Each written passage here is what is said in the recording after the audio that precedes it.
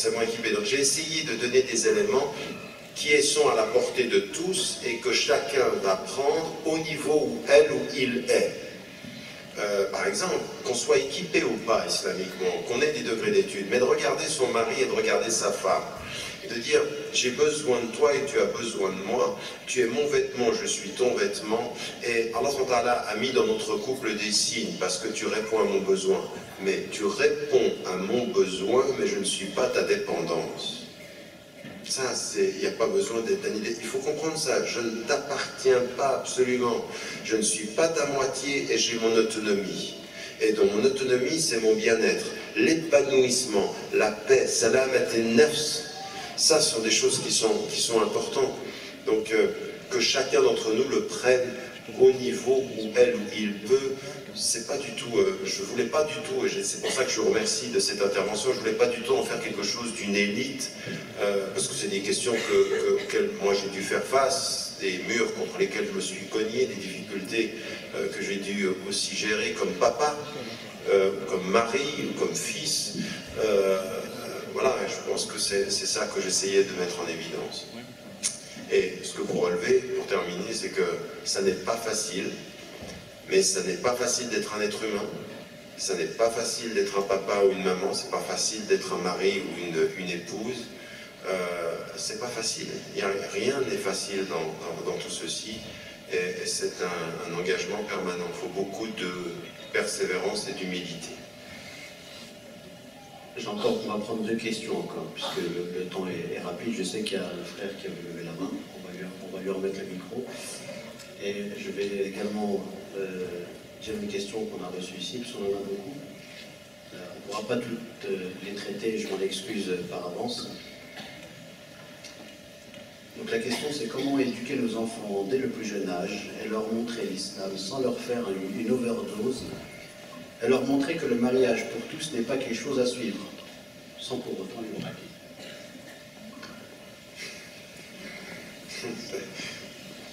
Ça c'est bien. Non mais c'est une bonne question, c'est-à-dire comment, à partir de nos références musulmanes, donner une éducation, on n'est pas tout le temps en train de dire l'islam, l'islam, l'islam, parce que ça c'est... Vous savez, je vais vous dire une chose. Hier on parlait dans d'autres conférences, j'étais dans la banlieue, dans la région parisienne, et on parlait, certains me posaient la question, mais dans le climat actuel en France, comment est-ce qu'il faut faire pour pouvoir normaliser notre présence? Et moi je disais, ma suggestion par rapport à ça, c'est aussi quelque chose, vous savez que récemment, je me suis rendu à Florence et votre ministre des Affaires étrangères, non, de l'Intérieur, Manuel Valls, et la ministre des Affaires féminines, de la femme,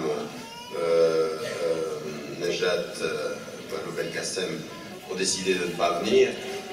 Et donc, en fait, ils m'attaquaient personnellement, mais moi je suis qu'un prétexte. En fait, tout ça c'est très politique.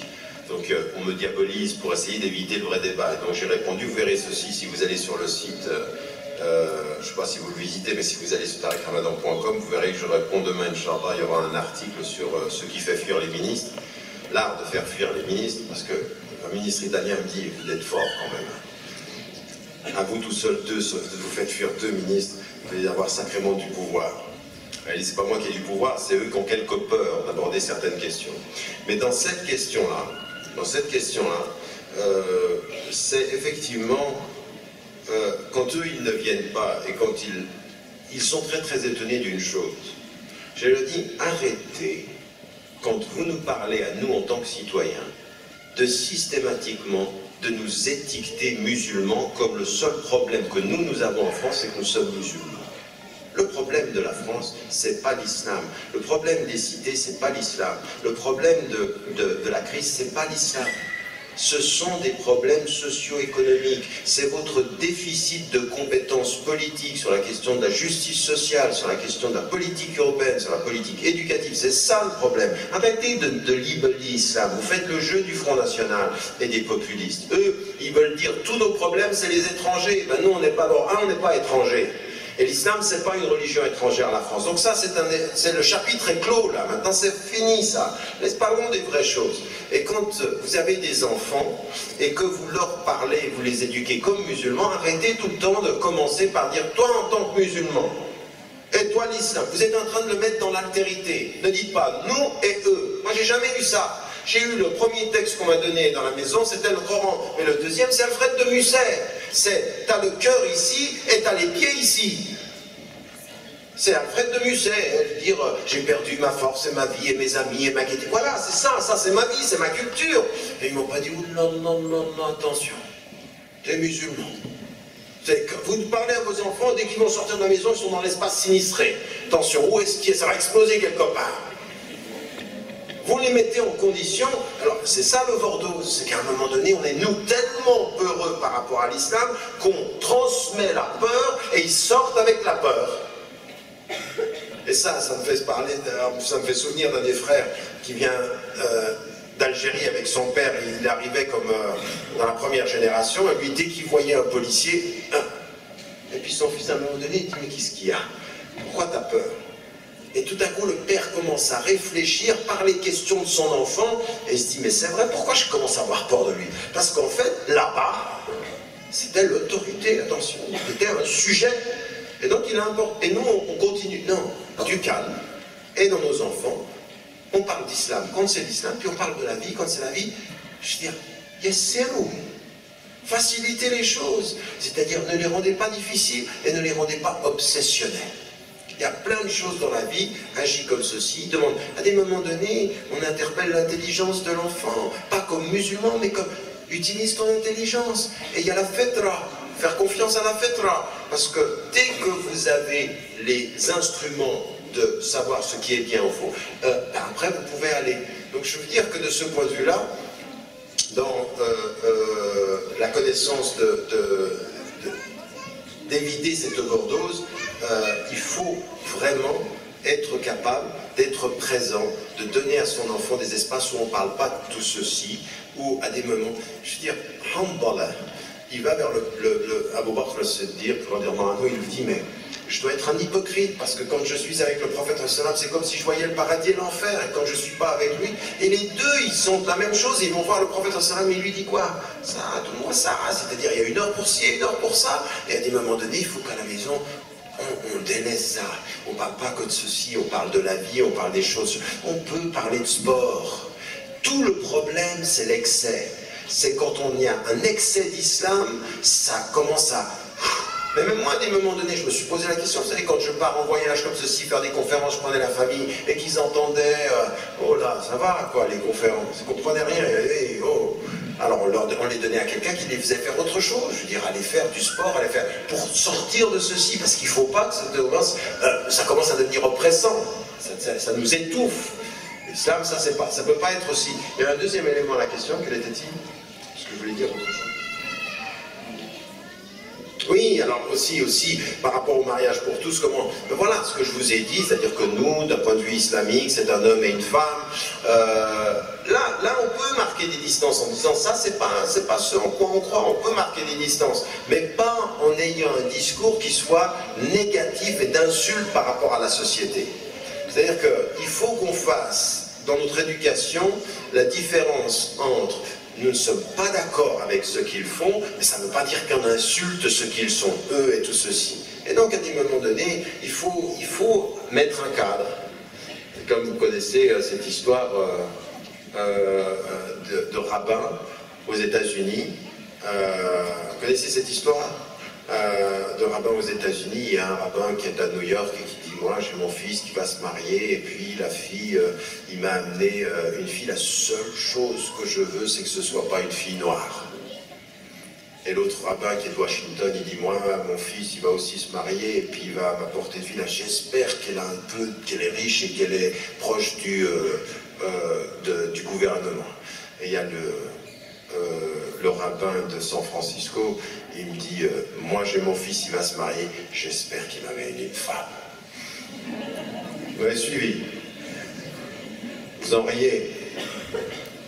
Ça veut dire faites attention. Ça veut dire faites attention.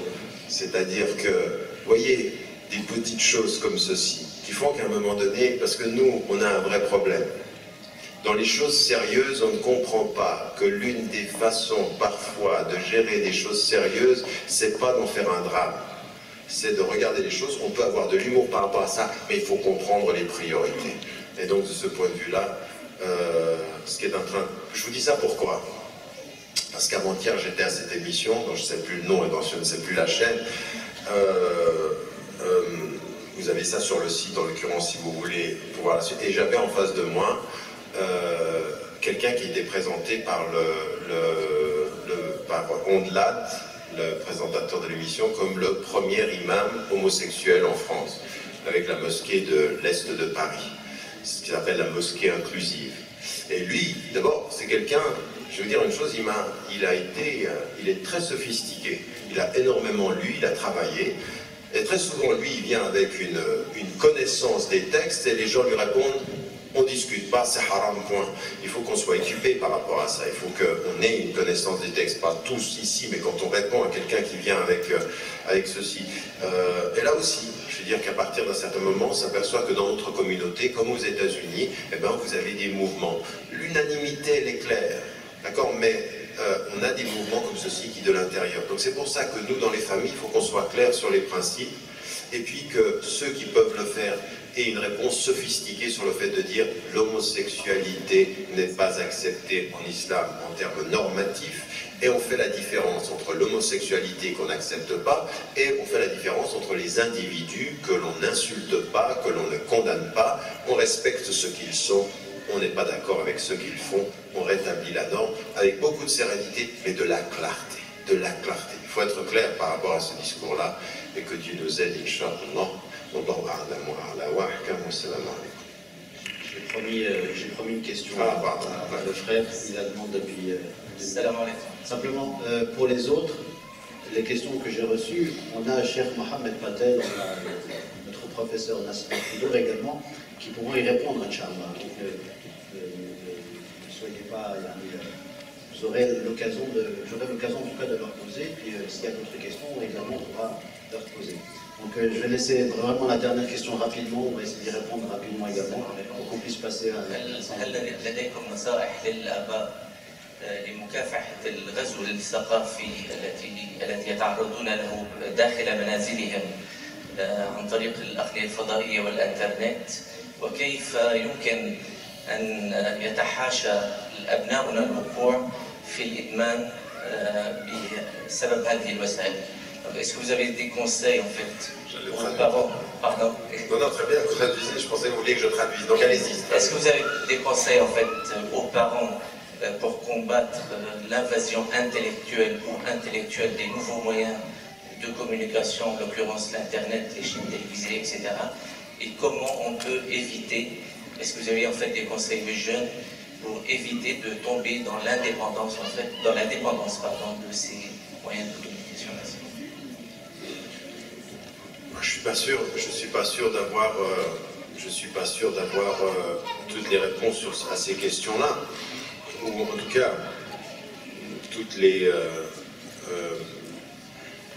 alternatives, parce que là aussi ça dépend des dynamiques familiales.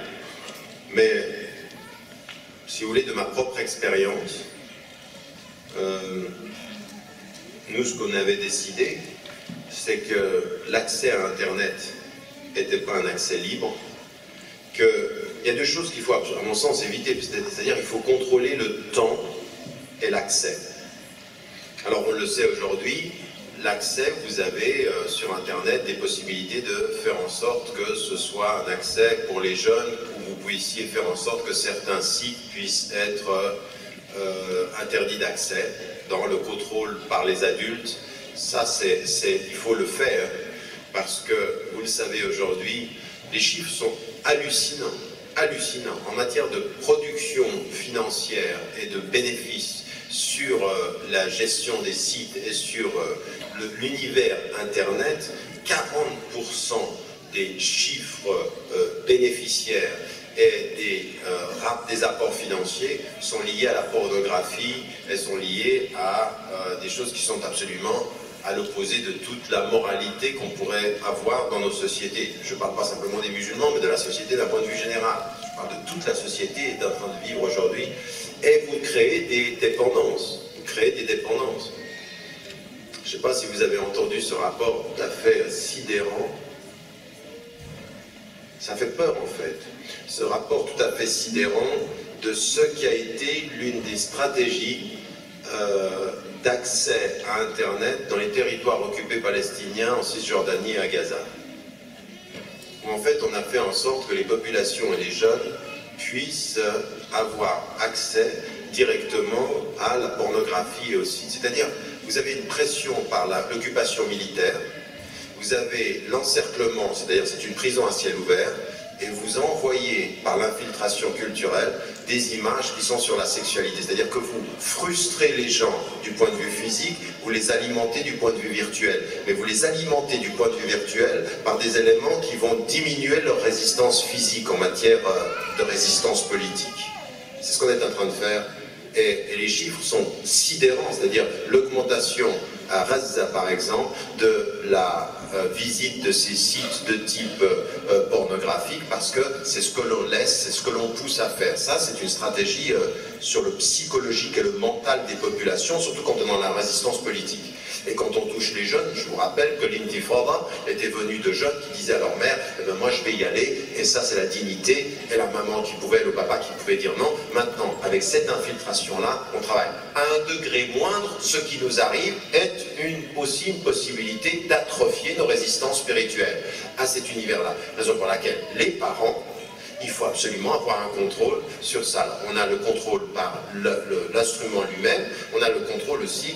Je veux dire, n'importe quel papa ou maman qui laisse un enfant adolescent dans sa chambre avec Internet ou avec un poste de télévision est totalement inconsidéré et totalement inconscient du point de vue de la responsabilité parentale. Parce que ce que vous voyez aujourd'hui à la télévision ou ce que vous voyez sur Internet, à un moment donné, après il faut donner les moyens de l'autonomie. À un moment donné, on va pas contrôler ces enfants quand ils ont 22, 23, 24, 25 ans. À un moment donné, il faut qu'ils soient peu équipés. Mais pendant toute la période, je veux dire, vous vous rendez compte qu'à l'âge de 10 ans, 2 enfants sur 3 c'est vrai en Bretagne, c'est vrai en Grande-Bretagne, c'est vrai en France, c'est vrai en Allemagne, c'est vrai aux États-Unis, 2 enfants sur 3 à l'âge de 10 ans ont déjà vu des scènes pornographiques.